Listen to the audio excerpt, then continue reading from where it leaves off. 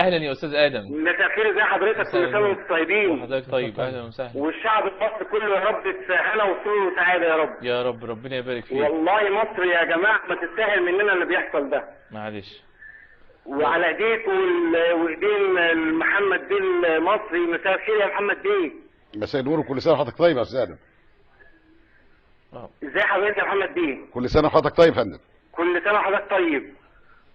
وحضرتك بصحه وسلامه، متشكر جدا. ربنا يخليك. والله طبعا اسلامنا جميل ومصرنا جميله والحياه في مصر جميله، بس الوضع المتردي اللي بيحصل من الشعب المصري. اولاد مصر ما تستاهلش مصر مننا كده يا اولاد. القرآن بيقول اقرأ باسم ربك الذي خلق والذي علم بالقلم، وبيحسنا على الانتاج وبيحسنا ان احنا نحب بلدنا وننتج والحياه جميله. والله يا جماعه مصر ما تستاهلش مننا كده.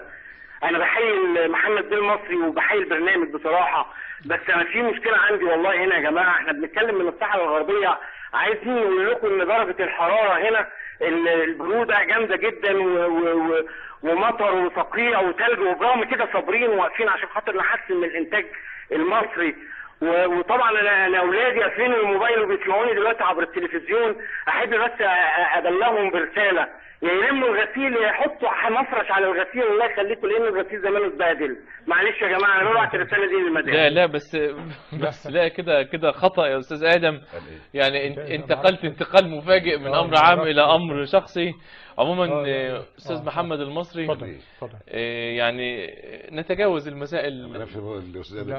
لا ليس عليك يعني فيما قال سبيل، لكن لا، هو كان بيتكلم في شأن عام ففجأة انتقل لشأن خاص، وهذا غير جائز.